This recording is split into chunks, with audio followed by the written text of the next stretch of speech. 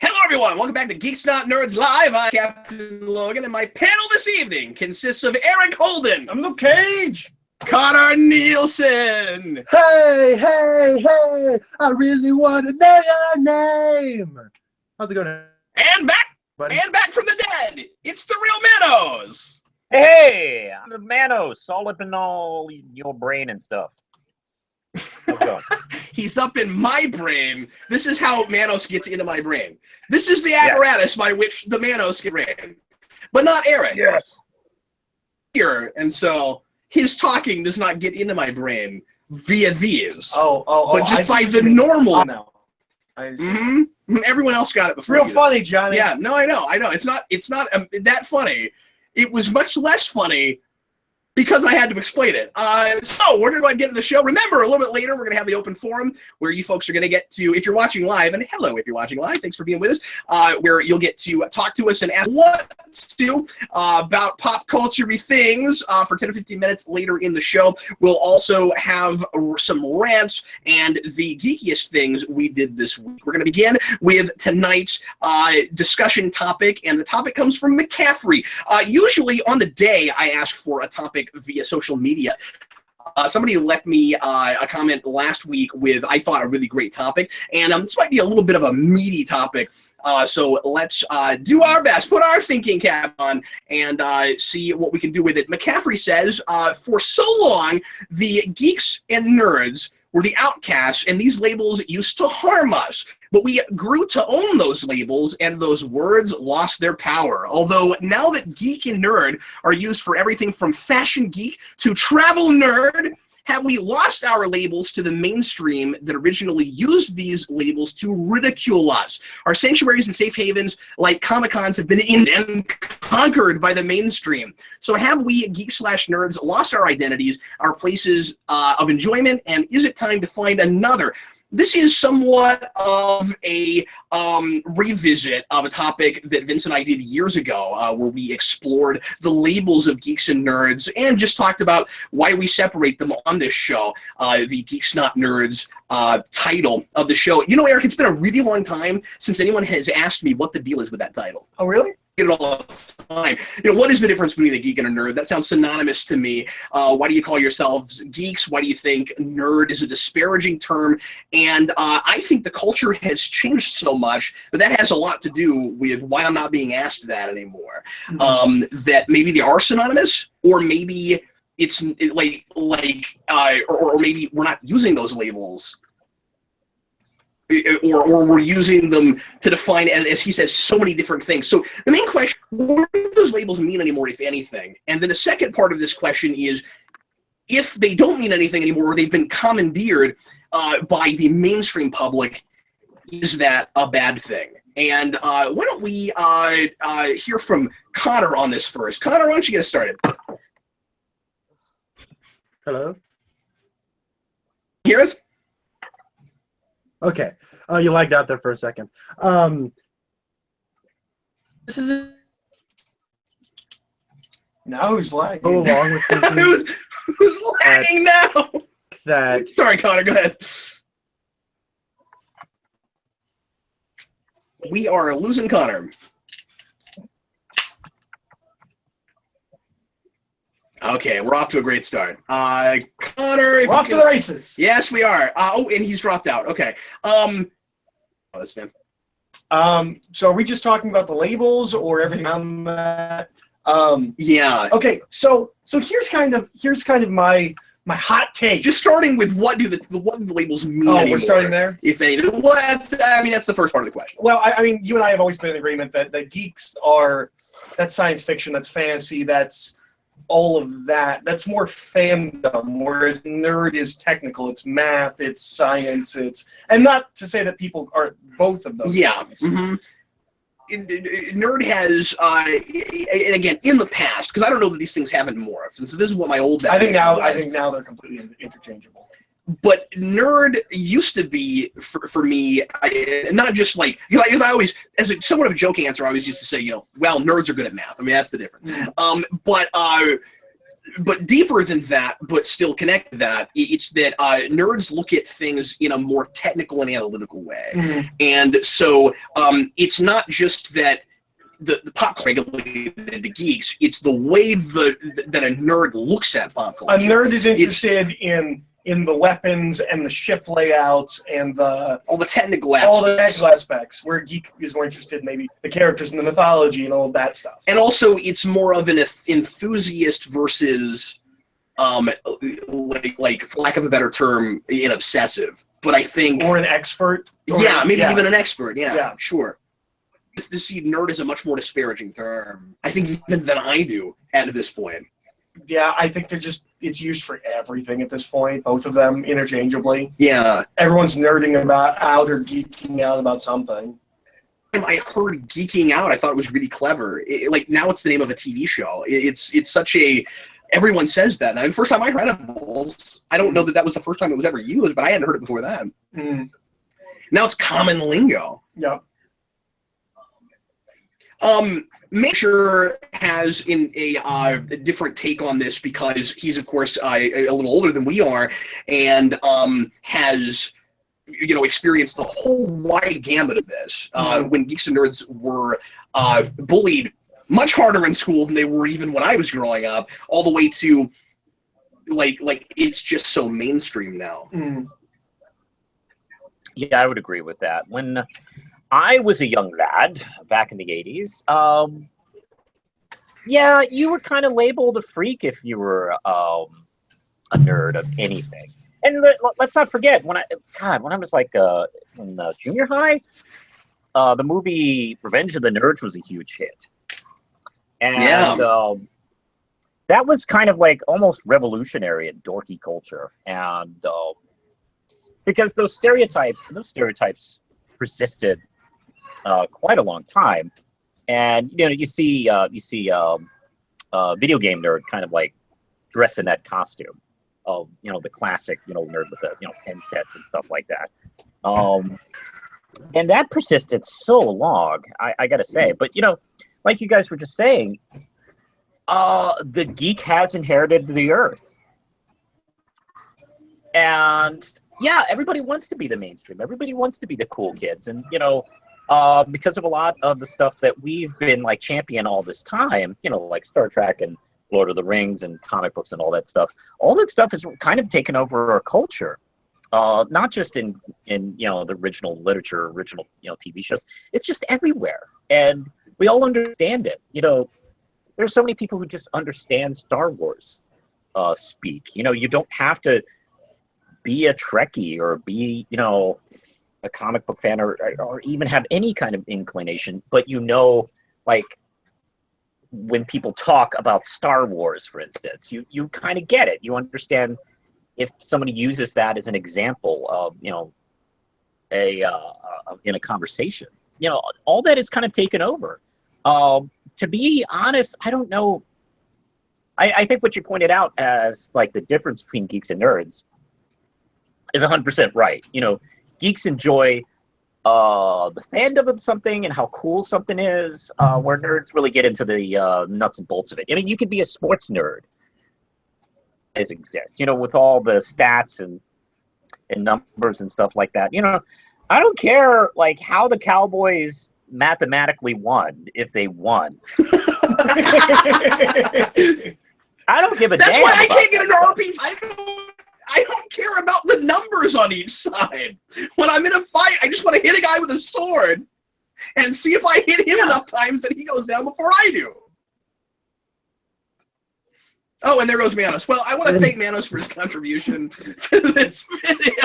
Well, we can only have Connor or Manos. We can't have both of them existing. Hopefully, he's able to come back in a minute because I thought he raised some really good points. I want to piggyback off what he said about sports nerds, the statistical side, and ask you if perhaps part of this is just the labels have become a little more accurate. We're like, it was such a disparaging idea that you would be a geek or a nerd and you had to be a mainstream person, you had to be a cool kid, that we weren't even looking at people who really should fall into those categories. Yeah, no, absolutely. If we have to categorize, and of course, I don't love labels.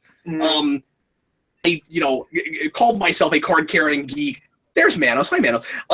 As opposed to a nerd, because it's like, and that was a title Vince came up with, and it was kind of funny, and we went with that. But like, I don't like to think of myself as squarely falling into any category, but I do think it's maybe more accurate now.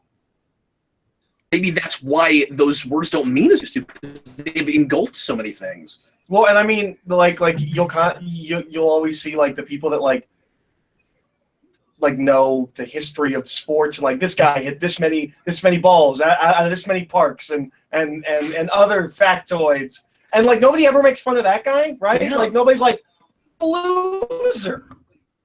Like 30 years ago, who cares? I care. And now. And now, when I know those kinds of factoids about Star Trek, it's kind of cool to people, in a way it never used to be before. I don't seem to get made fun of as much for it as maybe I did at one time, and I was never super bullied or anything. Well, and cosplaying has changed everything. Yes, like you can dress up in a costume, and they just assume, oh, he's going to Comic-Con. Yeah. I can put on my 60s Batman suit 365 days of the year and going into a gas station, and I don't think I would get beaten up more than 12 times. It would have been all 365 times. If you went to the same gas station every day, now you're the Batman guy, that's a different situation. I'm waiting for someone to come up to me and be like, okay, where's your store located? Because I want to go to that place. Where's your theme park? I didn't know we had one of those. Connor, go ahead and jump on with something. When I was growing up in elementary school, I was a nerd. People just called me a nerd because I was good at math, and I wasn't really good at math. I was good at writing and reading and all that stuff. But no one ever really called each other geeks when I was a kid. It was all, you're a nerd, you stupid idiot, you nerd. That's what I got. I never got geek, and then I remember thinking, well, I'm a nerd, that's good. At least I'm not a geek. No one's called a geek. Whew. But as I've gotten older, I really don't know. I remember the only time anytime anybody was referred to as a geek when I was in school were like band geeks, and that was just kind of there because it's been a term that's been around forever. So when I first got around to checking out Geekvolution, I was like, oh, they use geek. That's odd. And then it's geeks, not nerds. And so it's almost through this channel I found out that there was a difference. And that's interesting. In terms of like mainstream thing, though, everybody's sort of enthusiastic about something. So I don't understand where the stigma of being a nerd or a geek comes from. I don't get that, because all of my friends are into things that I might not be, but they're really into it, and because I like that they're so interested in something, I just like being around those people. Like, 95% of my friends don't care about what movie's coming out this week. I do, and people tell me, like, I really like how enthusiastic you are about movies, so they like talking about something that they're really not interested, movies, with me. So, and same thing with, like, video games. I don't really play a lot of video games. I don't really care about the whole video game scene, but I have several friends who are really into it, and I can listen to them talk about video games for hours. So it's just an interesting thing that I don't understand why it was such a... I guess I just wasn't around for... I got picked on for liking Lord of the Rings. Like, I wasn't around for that, so maybe it's just a generational thing. I just don't get that. I don't see it. Yeah, is that a place where we have as a society improved? Do you think? What is it that has gotten us there? Is it just that we realized... how much fun certain things are, and that it doesn't necessarily make you antisocial to be part of it? Is that what happened? Maybe.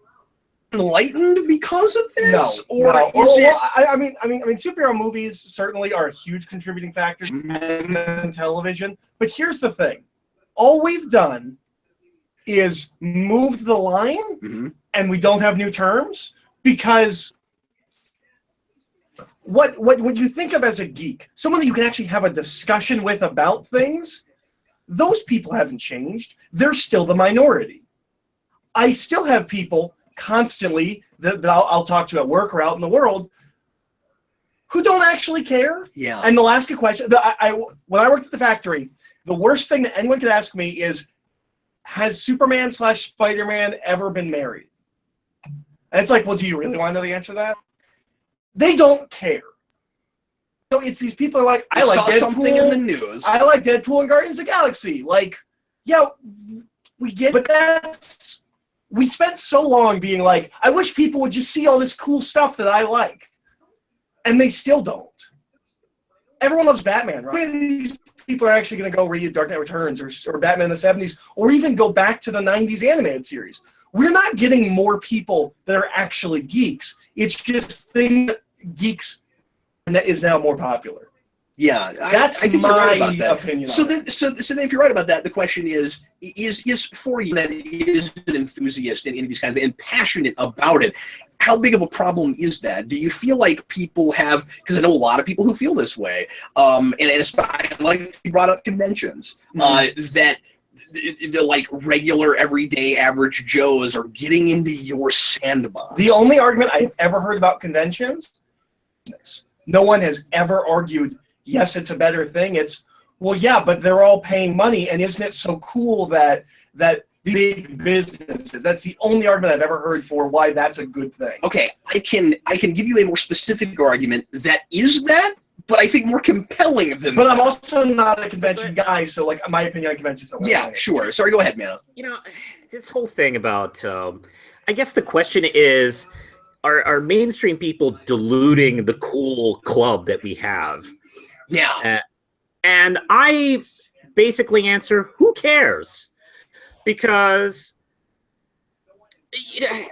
why does it even bother? Because you know what, sports fans, like, I like to, sports is a good, way to compare. Sports fans don't care about that stuff. If you're like, you could be anybody and like sports, that's fine. You're part of the club. Who cares? And Geeks, and wherever it be, like, comic books or sci-fi or whatever, constantly like worry about that. Like, oh no, are we going to be diluted? Like, well, I don't see the problem. I don't. Like, what? It's just something to me that's kind of like, there's this kind of, if you want to be antisocial, if that's the whole part, if that's the whole thing that you really attracted you to this stuff, then you know what? Yeah. I don't know. That's your problem, man. Look, I enjoy the fact that this stuff is become more and more mainstream. And you know what? I don't care if some average guy can't quote Dark Knight Returns. I'm not interested in that. The average person can't quote, any book. So it's really not that big a deal to me. Okay, but can I put in two responses? Yeah, absolutely. No, and then I want to ask Manos, and then I want to ask Manos a question about sports. Go ahead. Okay, so there are two things here, and why it bothers me. Yeah. One is intellectual conversation. Yeah. Very rarely did I run into who I couldn't talk with about these things, that like these things. I now am at this point. I don't know, there's no signs anymore, right? Like, these used to be the things that were signs like, oh, this is a thinking person. I can have a conversation with this person. They like these things. That's really fair, yeah. And Wait. That, I have been to lots of conventions, and you know what? Not everybody is an intellectual. You know it. You've been to conventions. You know what I'm talking about. Manos, no, he doesn't, though, Manos. The thing is, he's not talking about cons. He's talking about out in the regular world. Eric has never been to a con. I'm talking meeting people in the regular world and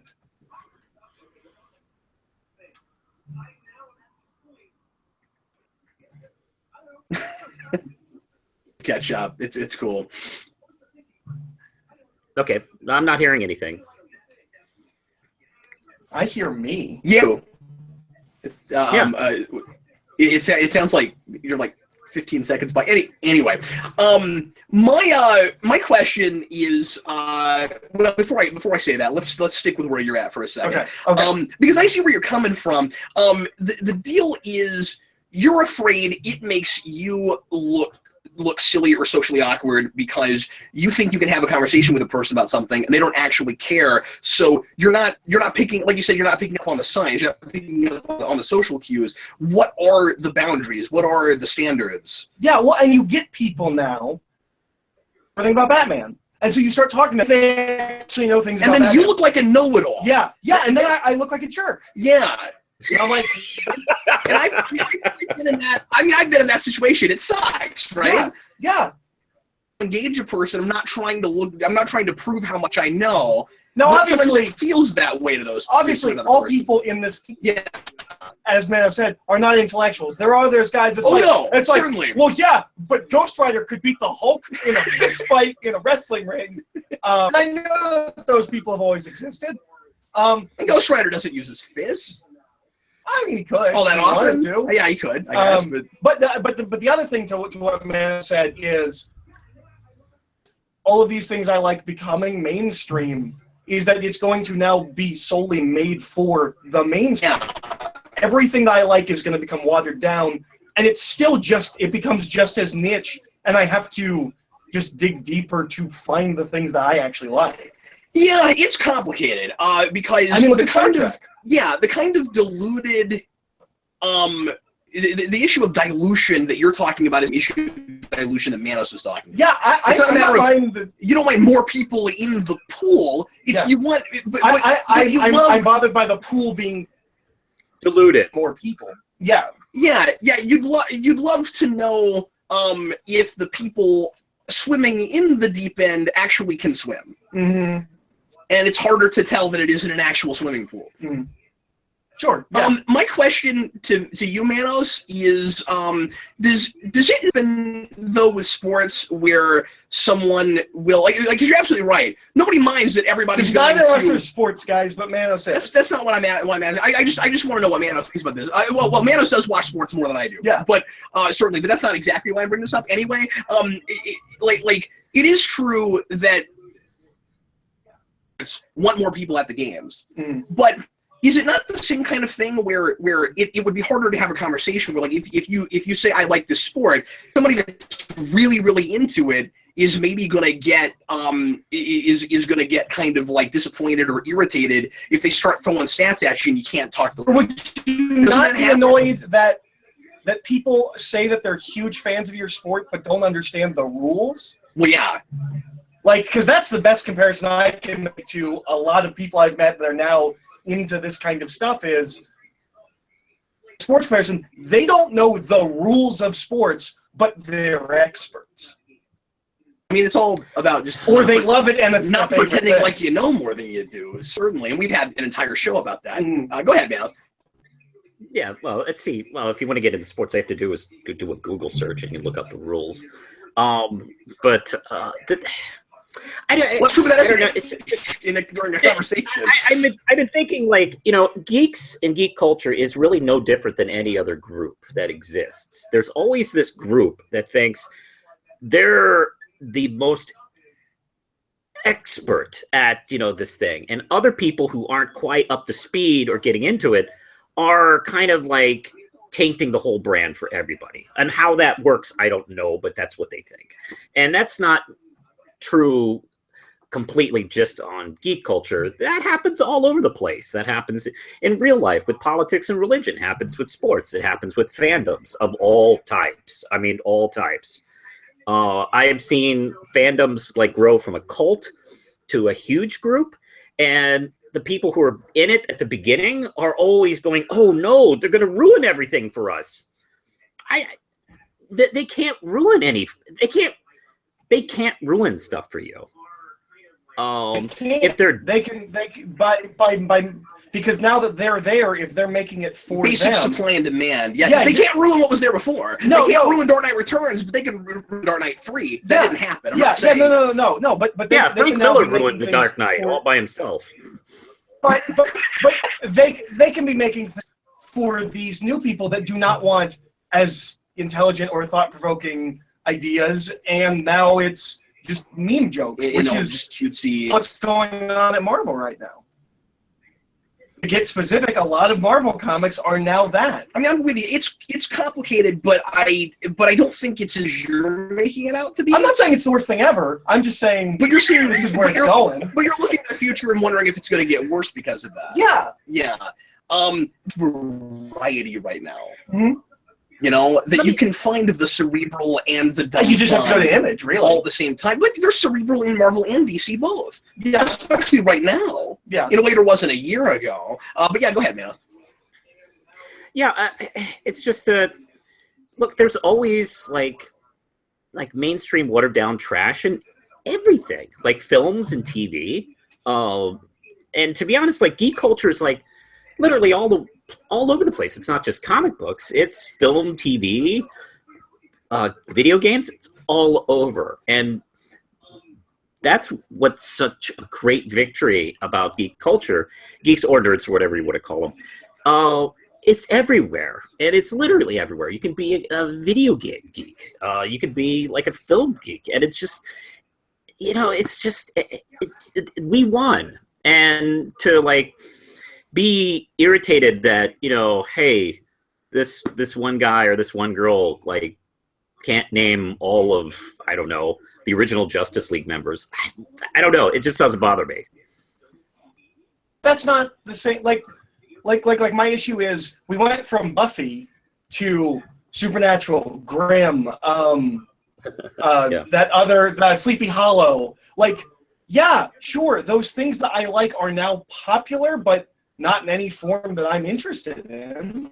Mm-hmm. That Arrow gets popular and it's smarter than Smallville, and when it gets too popular, it becomes dumber than Smallville almost ever was. Mm-hmm. That's really interesting. There's some catering to, yeah, but we're asking why. Yeah. Well, and I think once something hits a certain level, it just goes, well, we have to get to everybody. Well, and some of it is oversaturation.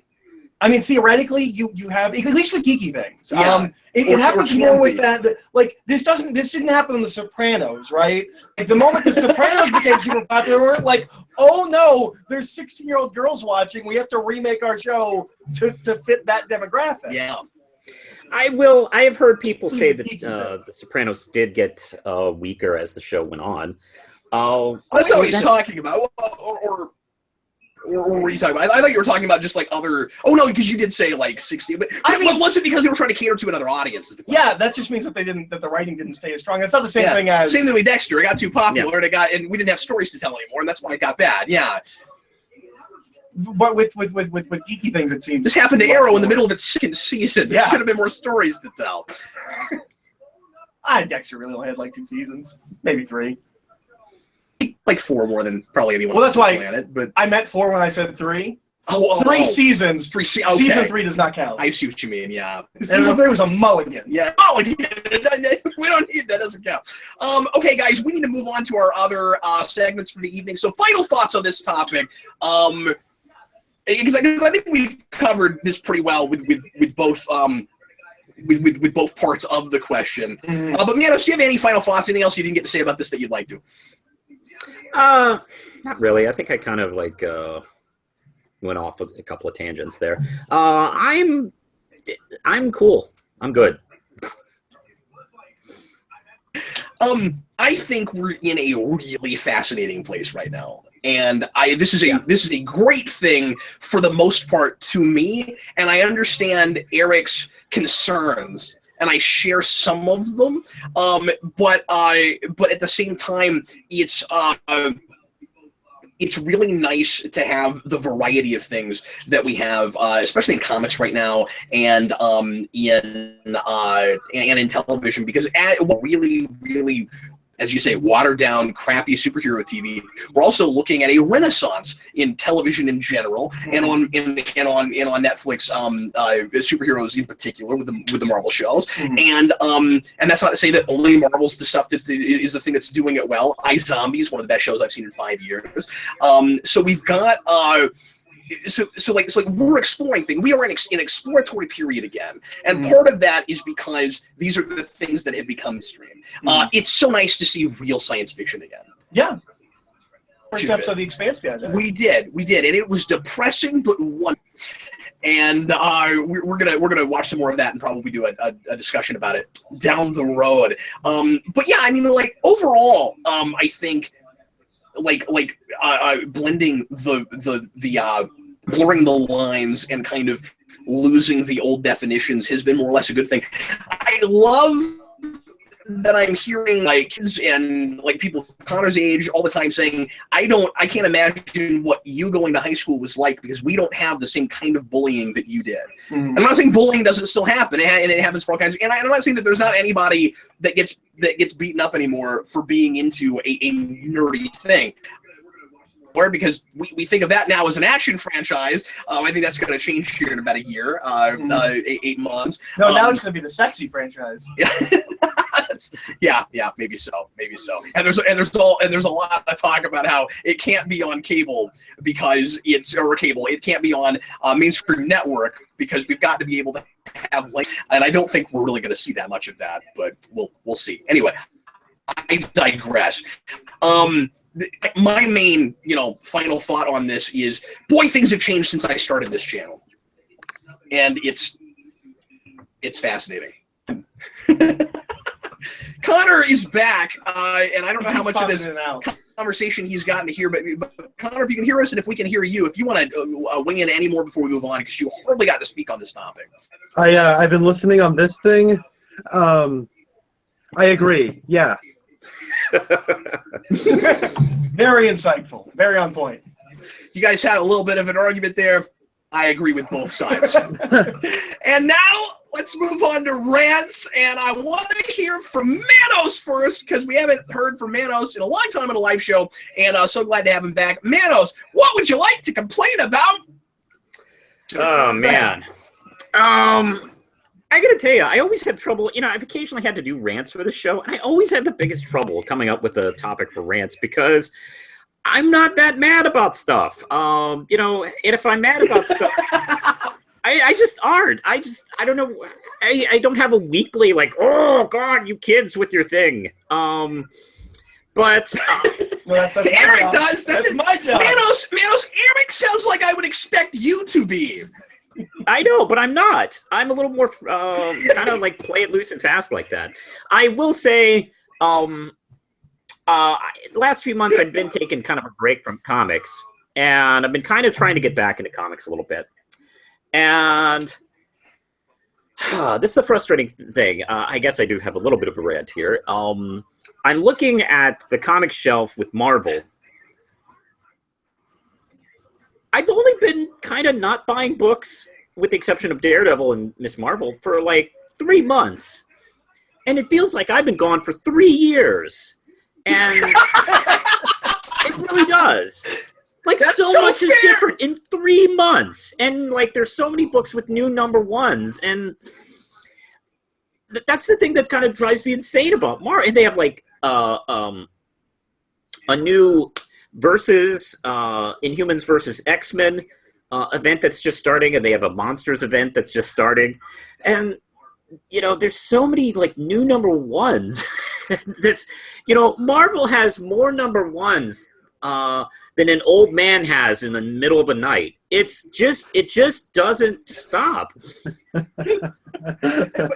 Manos, make it feel more accessible. Yes.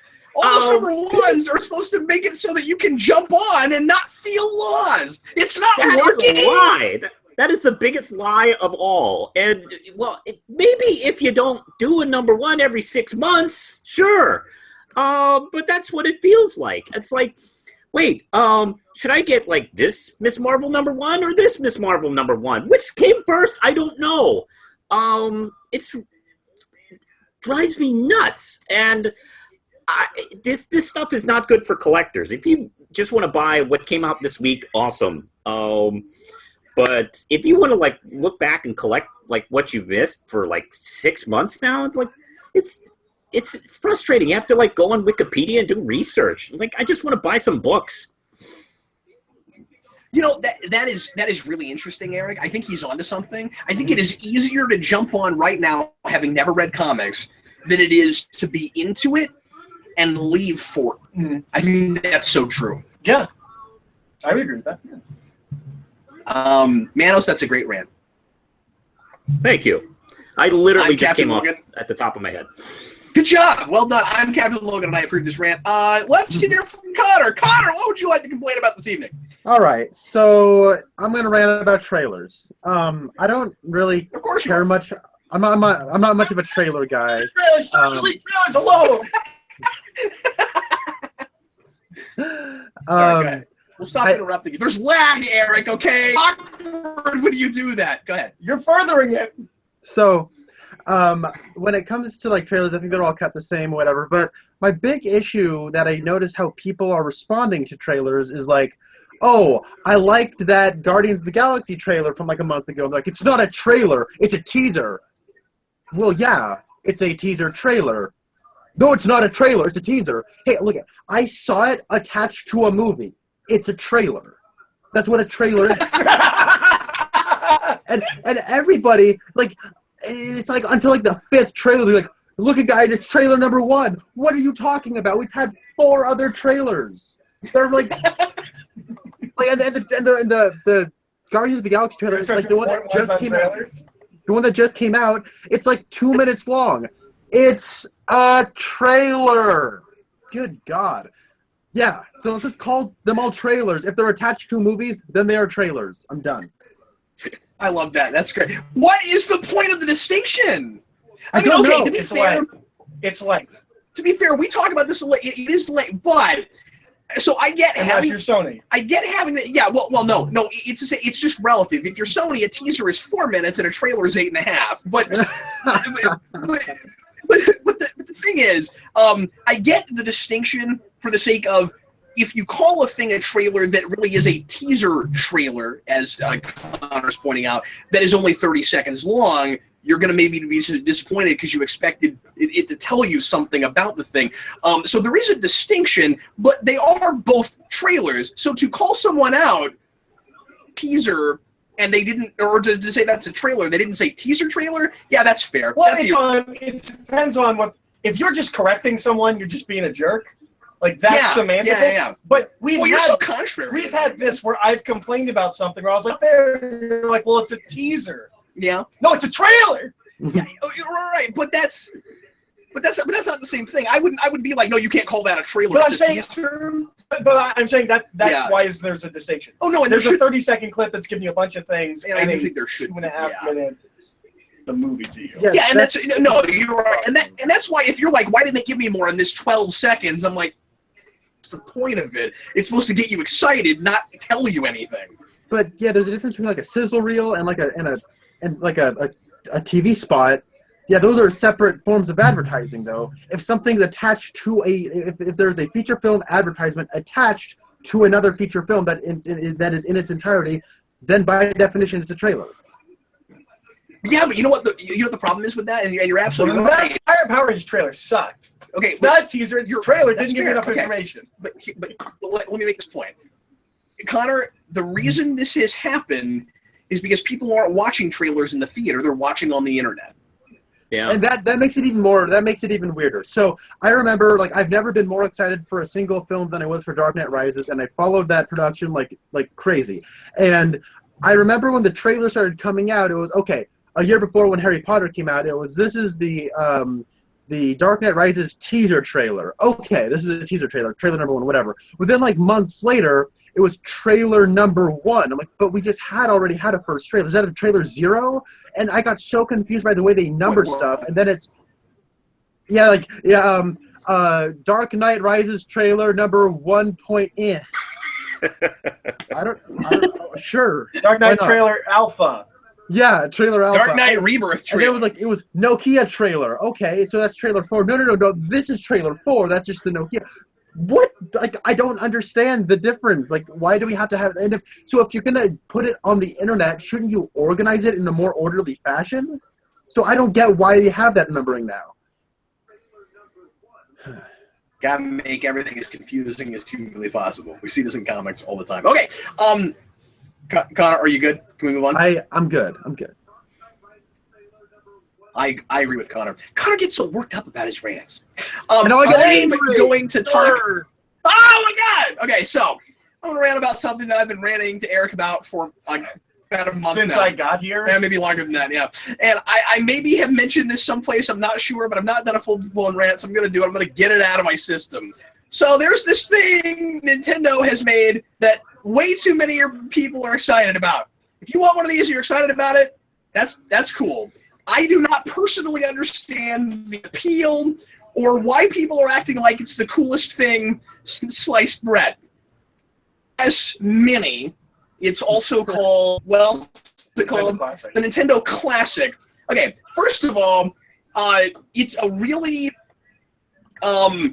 it's a really misnamed because it immediately conjures an image that is not what this is. If you're looking at it as the NES Classic, the Mini, okay, it's smaller than an NES, but it's not an NES. It is, as Eric has said before, it is a plug-and-play system.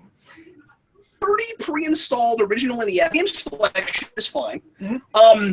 It is the classics. It is the classics. That's fine. And look, if this is the main thing where I can understand a person wanting it. If you don't have Wii U, you don't have Virtual Console, or it's got the 30 games you care about, fine. I totally get that. I totally get why you want one, and I totally get why you're upset that they haven't put it yet, and that you can't go out and get one because that's been Nintendo's strategy with hardware. Going back to the time of the video game dinosaurs, but what they have created, as I say, is essentially just a plug and play thing, and a third party a company that owns Sega software patents and games has made something far better than this, which is what Nintendo should have made. But I think they're trying to keep other companies from making money, so they're not making this as cool as it should be, and I think people do not understand what it is. So the Sega, which has been around, by the way, for like 3 or 4 or 5 years, and there's a new version of it out right now that just came out recently, where it also it's a tiny Genesis, kind of like a Genesis.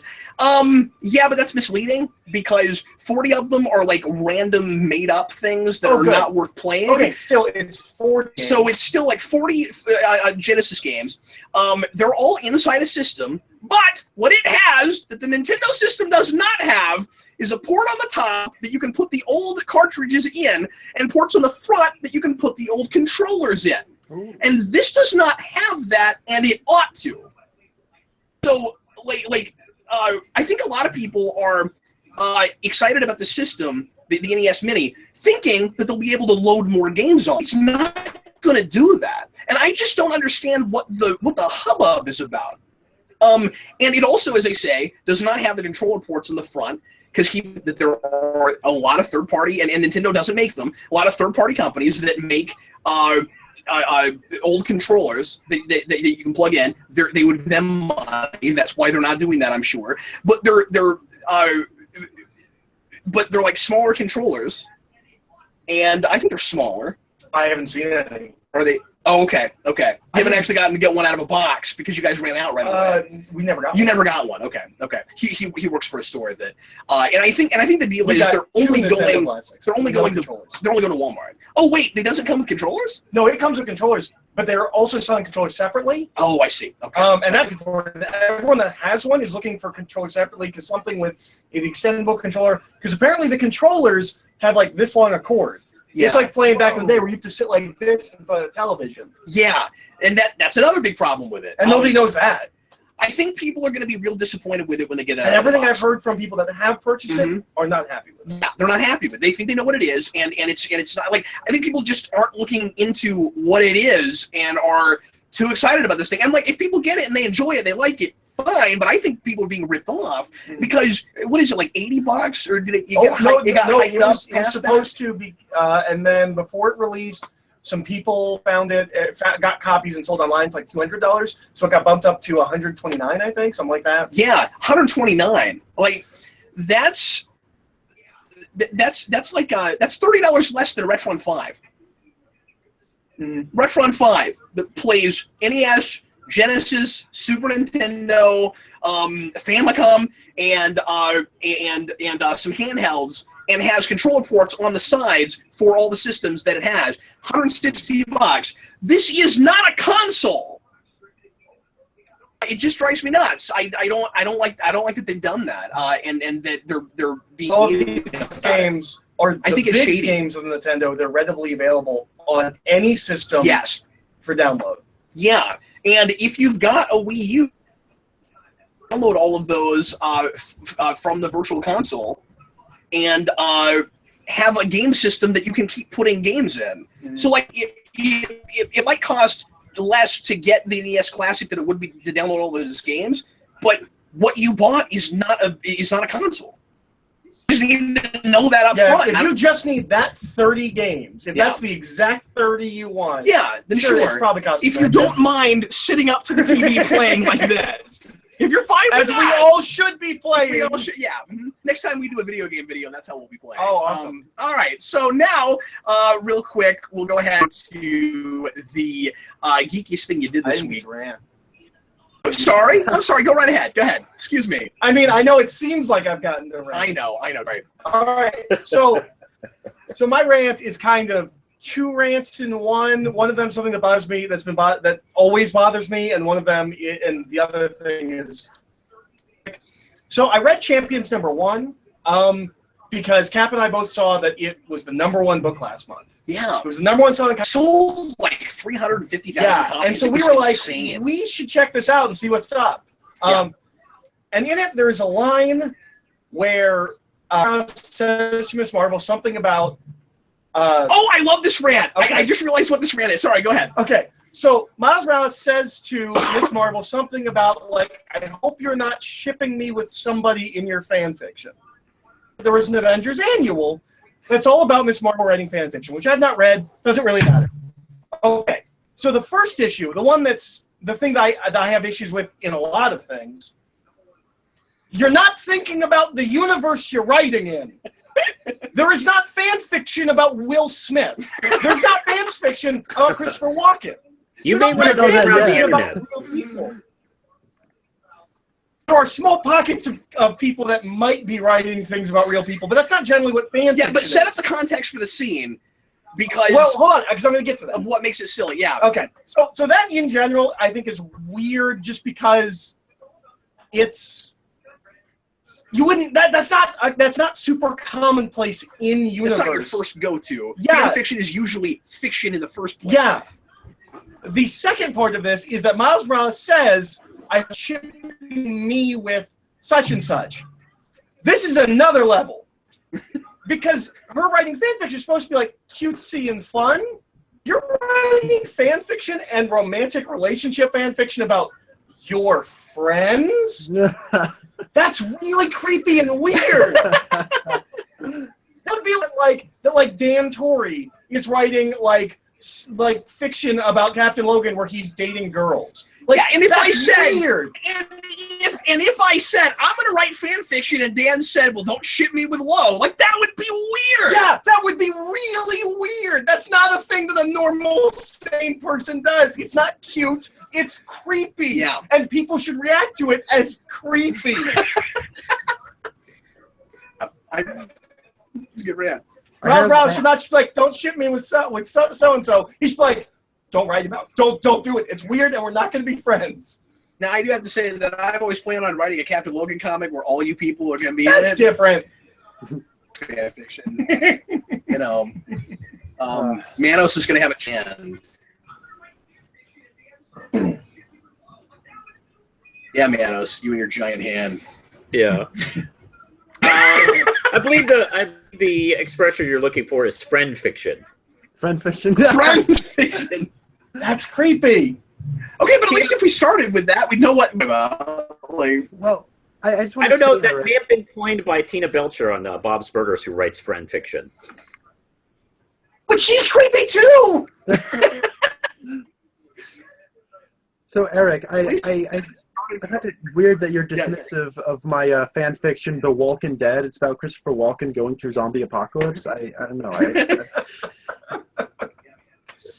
I'm not dismissive. I'm just saying you're a minority. You're not what people normally are talking about on the fan fiction. Hey, Connor, don't let me in that. I won't. Don't put me in Well, that. I have friends.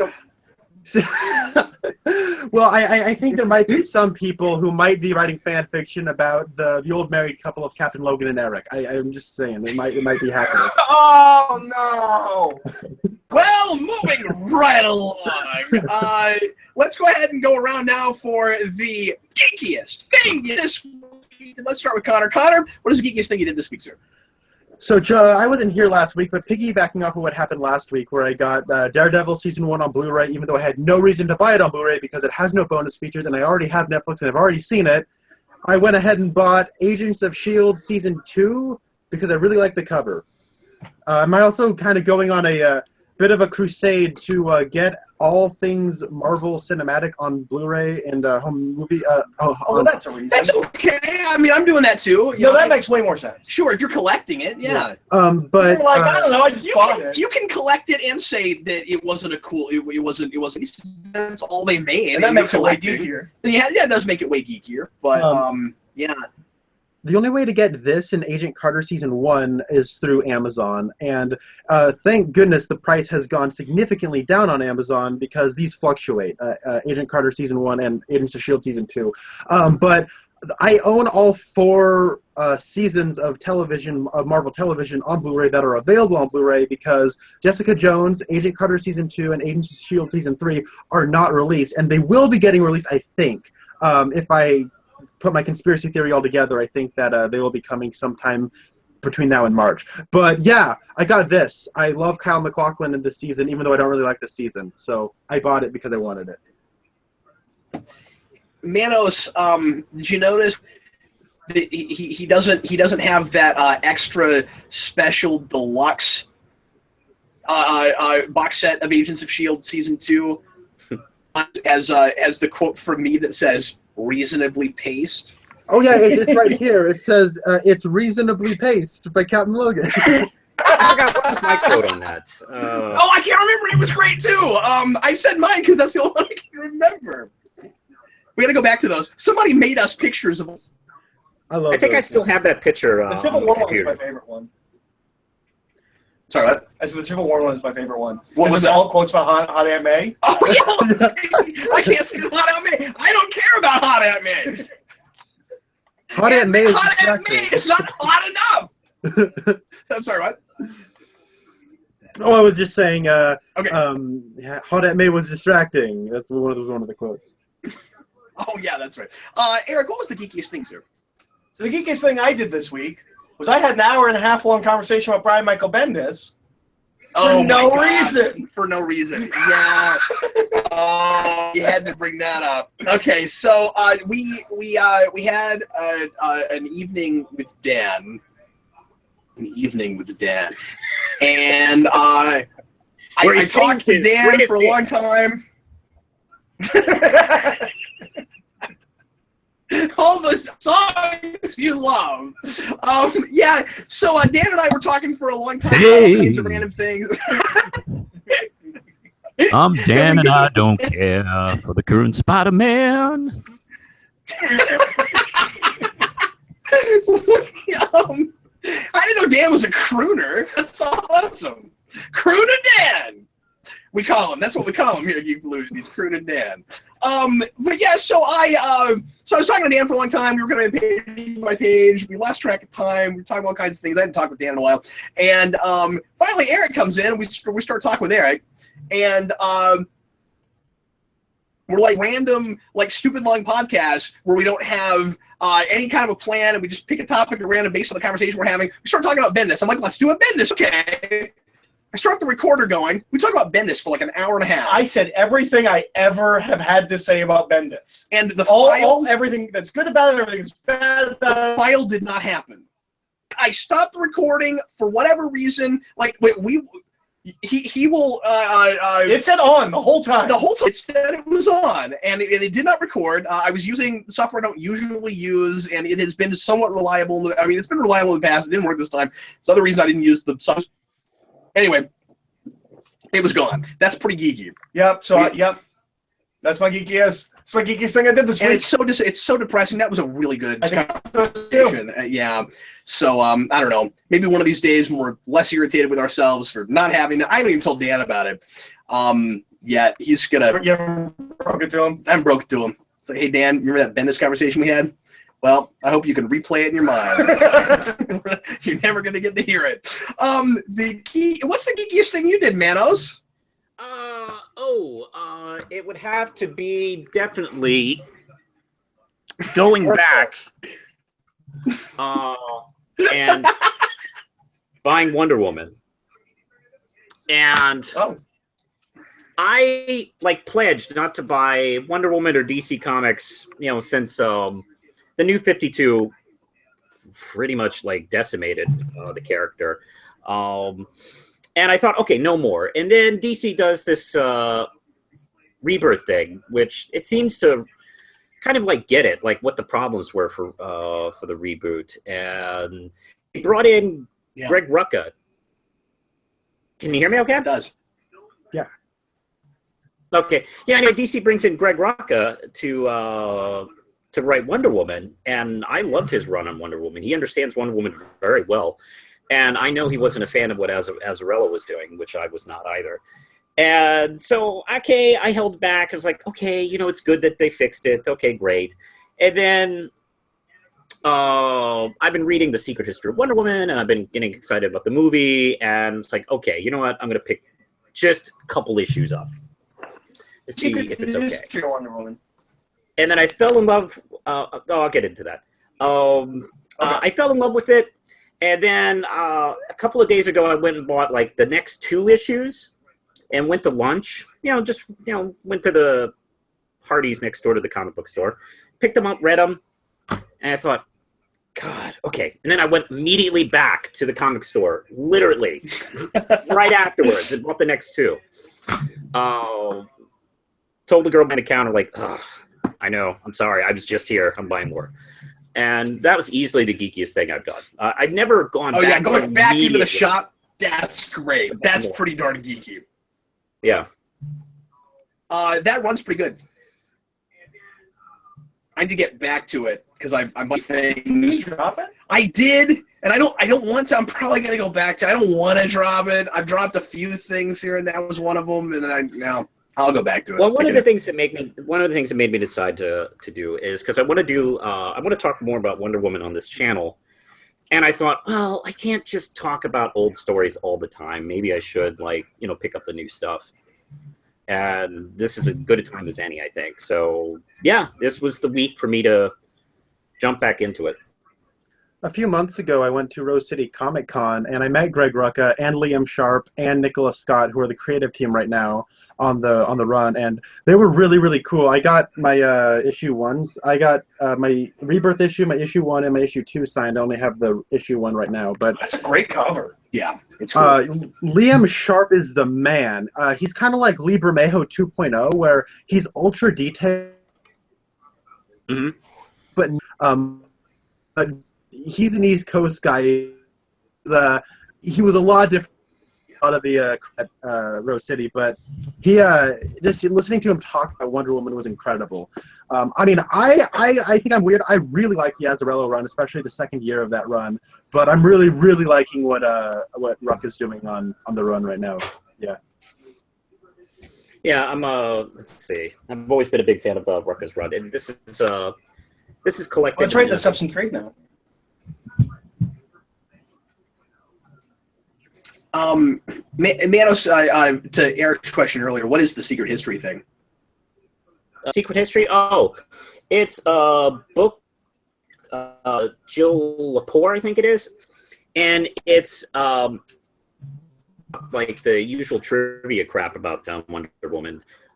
It's about him and his Elizabeth, unofficial second wife, Olive Byrne. Oh yeah. And it's about the things that kind of created Wonder Woman, the things that influenced him in his life and his philosophies, as well as the two women in his life, the most important women in his life, because that stuff didn't come out of nowhere. So there's a lot of Elizabeth and Olive in the character of Wonder Woman.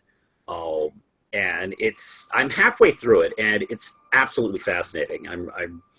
I do want to talk about it either on this channel or Real Manos or whatever, because I think it gives you real insight to how important this character is and how it's not a character that was like created in a vacuum, like, oh, let's make a chick character. No, I mean, it came out of a political vibe and a movement, and even went back and would influence it, in generations afterwards. And his life is interesting as heck, and as well as Elizabeth and Olive. There's a side character in the book. Olive's aunt has a history worthy of a book and a movie all of her own. And maybe I'll get to talking about that later. But I mean, it's really good reading. Okay, cool. So mine's brief. The geekiest thing I like a lot this week. This any more geeky anything. Well, you also had a conversation about this for I did that too. For no reason. But you said this. I'm not going to cop out with that. I started playing Star Trek Online again. I downloaded that for PS4 and started playing it again. And I over the course of a couple days leveled up to 9, and I played a little longer than I had expected to play. And I'm not an MMO guy, so that feels really geeky to me. But yeah, so I don't know. Me playing an MMO. You also binged an entire season of television in 8 hours. That's pretty. Yeah, that's maybe even more geeky. Yep, I binged all of Bates Motel season 4 in 2 days. Wow. I didn't see them. I was riveted. Yeah, I was so sucked in. I couldn't do anything else those 2 days. I got no work done. I was just watching Bates Motel. Why don't you stop telling everybody that I'm getting no work done? Quit doing that. Everybody's like, oh, I see, Cam. What inference you could make? You said 2 days I didn't see him. He's clearly not making videos. Anyway, no, I thought about making a Bates Motel video, but I don't know. I'd rather find somebody that's watching that too and do a conversation at some point. Rasco watches Bates Motel. Oh, perfect! I will go to and he's a horror guy. That sounds exciting. I will talk to Rasco about Bates Motel. Okay, Rasco, Bates Motel, maybe. Tell your friends. Look forward to it if it happens. Tell your friends. Okay. Usually I read a bunch of other people's get into this week. We're running over time, so we're going to go ahead and move right on to open forum. For the next 10 or 15 minutes, we will answer some questions from you. Anything you'd like us to talk about going on currently in pop culture or anything in general within reason, start leaving your questions and comments right now at this very moment. Things you'd like us to talk about. Eric and I, before we get into questions, I want to mention, just as we're waiting for some questions to come in, Eric and I, the teaser trailer for the new Power Rangers series, and it looks hysterical, and I'm kind of excited about it. The villain broadcasts all the fights that he has with the Power Rangers as a game show across the galaxy. Sounds fantastic. I'm so excited about it, and I hope it is as absurd and great as it sounds. Eric and I are talking about Primetime Crisising that. Say good. Yeah, PTC in it. PTC in it, if you will. PTC and you later. Okay, so then hopefully never again. Let's see what. Okay, Joel Davis. This has been coming up a lot. I had a conversation with Rasco about this. He said this is something people keep saying that's driving him crazy about Rogue One. Do you think everyone in Rogue One will die at the end of the movie? Apparently, a lot of people have been saying. It's a Star Wars movie. A lot of people have been saying, "Oh, that movie's pointless. All the characters, of course, obviously have to die at the end. And how could we possibly care about characters that we know all die at the end?" I say, first of all, how do you possibly know that that's exactly what's going to happen? And second of all, just because it's set in the past doesn't mean it won't be a compelling story. No, right? Or with compelling characters. Who might at the end, thirdly, if they all die at the end, that doesn't automatically make it a bad movie. And that would be shocking. You would never expect that for a Star Wars movie. Yeah. Well, keep in mind, there is that line in New Hope where it said most of them didn't make it, or a lot of them didn't make it. Oh, that's true. No, that didn't happen? That's the second many Bothans died to bring us this plan. Is that all it is? The second. That's Return of the Jedi. That is about the second Death Star. Oh. I think. I mean, I know that the Bothans are in Return. I don't know if we have a line about getting the plans in the first one. I thought there was. I don't remember. Okay. I was talking. What I always think of is the Mini Boffins died.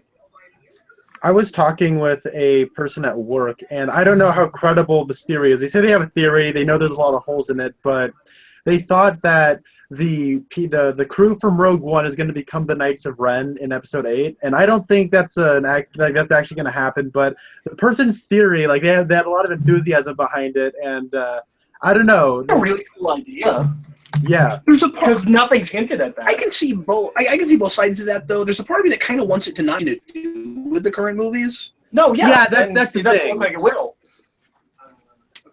Just because that could be too easy and tied too nicely up. No, I mean, if it's seated, kind of subtly and in a creative way, that could be really cool. Mm. But you don't want it to just be this kind of like pandering to movies where like, well, these Star Wars stories can't matter if they're not. Well, if they we can't care about them. If they put a story in that movie with the Knights of Ren, we wouldn't have to do this to explain anything. yeah, but at the same time, it's like if I'm gonna watch Oh Rogue no, One, you're not wrong.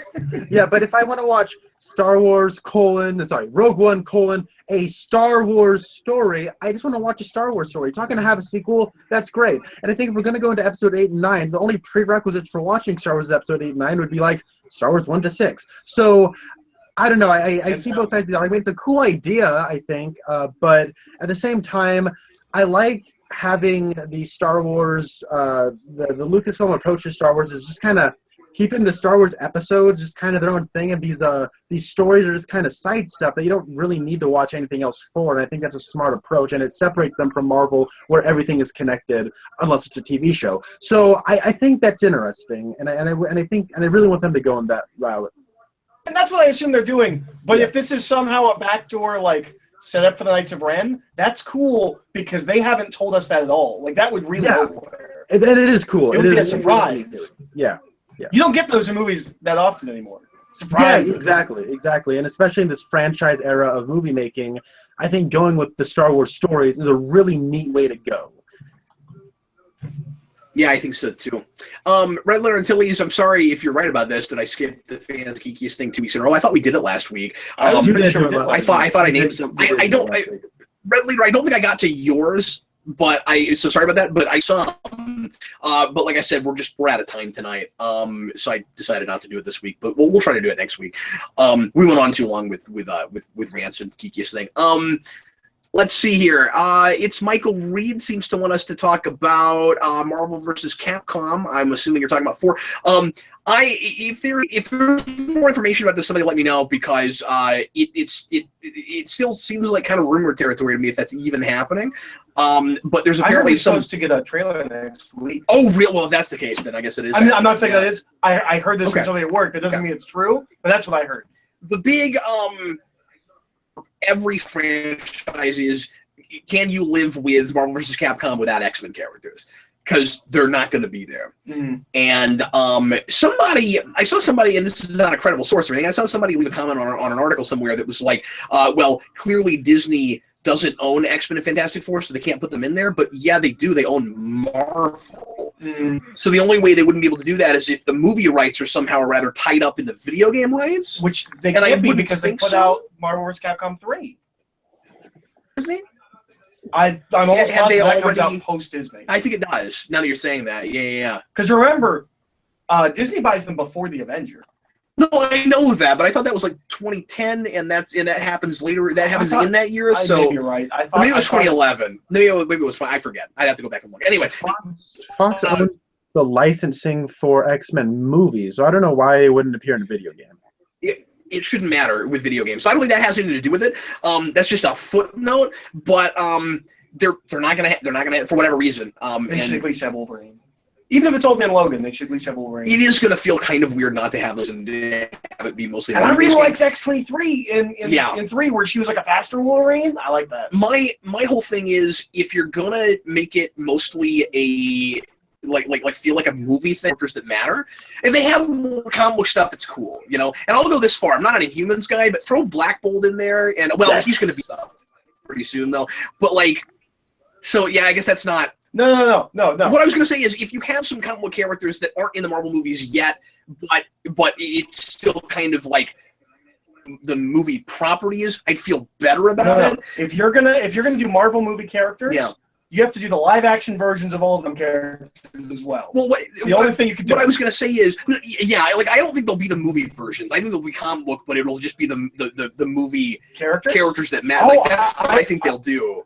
I would think they would be the movie. And if they do that, make it its own game. Don't have the Capcom characters there. Just make it its own game. That's gonna sell Capcom characters there, and there's precedent for this. Like Marvel superheroes, but also precedents for with Marvel. Capcom. Yeah. Marvel superheroes was again. Do it again. Mm. But that's my 2 cents on that. Anybody else can jump in, but that's I want live action Capcom people. I want the live action Street Fighter characters. I want any other properties Capcom has made that has been made into movies that I do not know. Mano, somebody wanted to know. I wouldn't mind going in the reverse, like Disney doing crossovers with Capcom with their other franchises, like Muppets versus Capcom, and I wouldn't mind. you want to. Set up right there for that. You could joke all you want to, Manos. I'm all over that. That sounds great. That would be amazing. Come on, Miss Piggy versus Ken. It'd be great. Her I wanna combo play- moves would be awesome. Animal versus anyone. Like Animal seems like he's tailor made for a fighting game. Oh yeah. That's great. I want Beaker. to play. I want to play as Lockjaw in a fighting game, like a teleporting dog. That would be great. I love that. That'd be awesome. Yeah, that's not a bad idea. Yeah, if you play Tatsunoko versus Capcom, they go to weird places in Tatsunoko versus Capcom. And like, there's a wolf in Marvel versus Capcom, right? Yeah. You know what else I want? I want Phil Coulson. He should be the moderator. Like at certain levels, like he's the guy that stands in the background. It's like, ready, fight. Yeah, that should be Phil Coulson. And every now and again, he should like someone should impale him with something, and then there's this big machine that comes behind and like messes with his brain, like while he's standing there. And then they should do that. It'd be great. Mano, somebody wanted to know how you generally feel about Jeff Johns on Wonder Woman, since he is writing that movie, and some people are a little concerned about Jeff Johns working on that movie. Is he writing that movie, or does he rewrite it? Or did he rewrite the script? I'm not sure. Like on set. I don't know the difference. I'm not sure. Okay. I've never been the biggest Jeff Johns fan. I never really particularly enjoyed his interpretation of Wonder Woman, frankly. She seems like one of those DC characters that he really doesn't have a stranglehold on how to really approach. That's a good way to put it. If he, I didn't know he had anything to do with the scripting. But Yep, he does. He does? Okay. Well, if he approaches, the things he does know well about the character and, place it within the script, I guess it could be fine. He doesn't destroy the character when he writes her, but he's never been my favorite.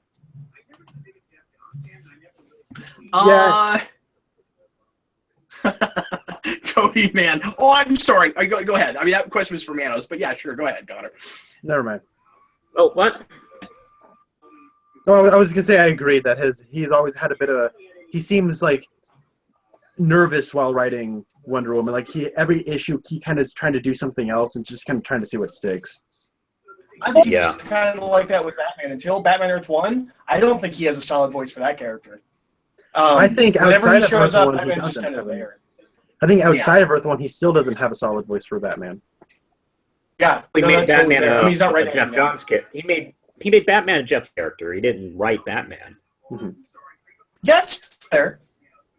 Well, I mean, he did all that silly stuff in that 52 Justice League arc that drives me insane. He's got sticker bat signal And symbol. and My favorite thing. And maybe he's better in that run after that. I quit reading that. No, he's not. But the thing is, it's funny that you say, I know you say 52 instead of New 52, but Jeff Johns was a writer on the weekly series 52, so that really threw me for a loop there for a second. I was like, wait, what?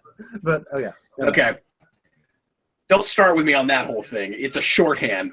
Anyway, but yeah, I forgot he wrote that series. But is Batman even in that? No, it's a world without Batman, Superman, and Wonder Woman. Okay. I thought, All wait, right. when did So anyway, Batman show up in 52? I don't remember. Oh, okay, New 52, that's right.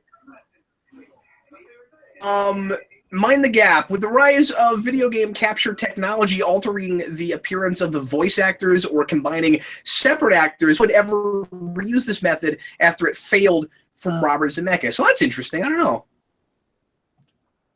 Zemeckis keeps making these movies. What do you mean it failed? Like every 3 or 4 years, he puts one of these creepy things out. I don't understand. Is he still making things? I No, mean, he's how long ago was not. Christmas Carol? Like 2 or 3 years ago? No, it was longer than that. Yeah, Christmas Carol was like 2009, 2010. 10 or 10, yeah. I don't understand time. Yeah, no, clearly. I don't know. He made a bunch of them. I feel like he's still making them. Yeah, Zemeckis did Beowulf, then he did, I can't remember what was first, Beowulf or Polar Express, and then he made Christmas Carol. But outside of that, he made Allied this year. Last year, he made The Walk. He's more interested in, like, I think he kind of took to heart that maybe this motion capture thing just isn't really the way of the future, and he's just trying to. He's a really special effects oriented director, and he's really interested in 3D. Like The Walk was all 3D stuff, and that bombed too. So I think he's just kind of going back to making normal movies again that aren't really pushing any boundaries. Like Allied was a perfectly fine little movie. It was not a 3D spectacle. It wasn't a motion capture thing. So I don't know. Yeah, but The Walk bombed because Joseph Gordon-Levitt looked terrifying. Do you see the trailer for that, where he has those piercing blue lenses, piercing blue eyes? Wouldn't that be a reason to go? No, it's scary. Well, the thing is, like, No, he's just supposed to be like in character. He's flying. Actually, had blue eyes, I guess. Hey, man, also, and he has a Pepe Le Pew accent. I want you to have these, like, scary blue eyes whenever you're on the channel. But the thing is, like, I think The Walk. See if it hurts view counts. I feel like more people would watch if one of us had that. Yeah, I would agree. But The Walk, I think, was bombed because it had a really. I think The Walk bombed because it had a bad title. The bomb walked because it had a really bad title and it had a poor marketing campaign, and people just did not want to go into a 3D movie in IMAX and experience vertigo. People just didn't want to do that. Yeah. People like not many people are scared of heights, and people who aren't even really scared of heights. This is nondescript. The title is fighting. Yeah, it's like, what's The Walk? Well, and with the CG stuff, where the star did, I think one of the biggest problems with the Zemeckis films is Japan keeps making these animated films for the Final Fantasy games. They've made 2 or 3 now. I watched the Kingsglaive one for 15. It looks so much better than his motion captured movies. Right? But they look great. Like, somehow Zemeckis' cutting-edge technology is not up to snuff with what they're doing in Japan. A couple people have I don't want to say confirmed, but have said on here that there already is a Marvel vs. Capcom 4 trailer. Oh. So maybe we should watch that, and if there's enough, we'll make a review. Maybe we should shut the hell up about things we don't understand. We should do that. But anyway. And people are asking if we're going to do a video on the New Galaxy trailer. We've elected not to because we don't think there's quite enough there to comment on. I will say we both felt like that should have been the teaser. Yeah, they should have flipped them. I mean, maybe make that teaser a little bit longer, but there's more story stuff and interesting plot stuff in that teaser than there is in this, and this actually had a new song. Nice. Yeah. And should have been the first thing that we saw from this movie was a new song. There's fun stuff in it. Yeah, it looks fun. Me and Eric's not excited about Baby I am not excited about Baby Groot. I really like the trailer, but me and Rascal are probably going to talk about it on this week's Real Talk Weekly, which last week's is coming up really soon. We just had horrible internet connection. Had to do like 15 separate calls. He told me about that last night. He said 15 separate calls. He said you guys had the best outtakes ever. Dude, like, there was one thing that we're talking about, Ripley, Sigourney Weaver as Ripley. I had to do that like 5 or 6 times because we kept freezing at the exact same time. It was hilarious. But yeah, no, he's Frankenstein stitching that together as we speak probably, and then he'll upload that. Then we'll talk about this last week's movies, and then we'll talk about the Guardians trailer there. So that's what's probably going to happen. Somebody also, and this will be the last thing, and this is random, but Madman wants to know if Arnold Schwarzenegger's Jingle All the Way counts as a movie I have to do for Superhero Rewind. No, it does not. Good. Because he loves that movie, but I cannot love that stand it. movie. It's the best. I can deal with that movie. Bench press way out of this one. I do not like that movie. He has nostalgia for it. That's the only reason he likes it. I do not have that, and it's a bad movie. I think. But anyway, yeah, I mean, it's, there's an action figure that's sort of a superhero, but that doesn't make it. I feel like I have that exact same conversation anytime the Goonies comes up. I'm like, Really? no, it's a bad movie. You have nostalgia for it. Yeah, and I don't have it. Get over it. I haven't seen that so long. I have no opinion about that. Goonies is messy, but it's so good. Yeah. Maybe that's just the Oregon kid in me, Nostalgia. but maybe it's just no. I watched it when I was like 12. I don't really have like 8, 9, 7-year-old nostalgia for it. I like the Goonies. It's messy, See, but Connor, you're so young, buddy, that like things that I saw when I was 12, that tends to be the nostalgia I'm talking about. okay. Oh well. But I mean, like maybe just the Oregon kid in me. Like that's like one of the only like classic movie like 80s entertainment movies that really takes place in the Pacific Northwest. So I'm sure there's plenty of films about the Oregon Trail you can watch. Oh, not really, actually. But the thing about what's funny is Play Oregon Trail on the PC. well, the thing what's funny is like Cannon Beach and Astoria are not that close together. That's my favorite part. Cannon Beach and Astoria are not that close together, but Josh Brolin gets on a bike and rides there in like on a little girl's bike and rides there in like 2 minutes. That's kind of funny. Everybody, thanks always for watching and listening. Hope you enjoyed the show. We'll see you again next Sunday night at 8 Central Time. And be thinking of cool, interesting, and or exciting questions for us to talk about that night. Tomorrow night, Eric and I will be back with you right with the Curious Low. Hopefully she's able to make it at 10 p.m. Central Time for all new Comic Book Late Night, where we'll be counting down our top 3 comic books from the last week. And in the meantime, thanks again for watching, and I'm really glad that Manos and Connor were both able to make it tonight. We are going to bid you farewell. I was Captain Logan. This was Eric Holden. I will be spending every moment of my life trying to remember what is the geekiest things I do each week. All of the Manoses. I was on the Oregon Trail, but sadly I died of dysentery. And finally, Connor Nielsen. Fox on the run. Da, da, da, da, da, da, da. Oh, he's Jason. Once again, I was Captain Logan saying good night. Good night.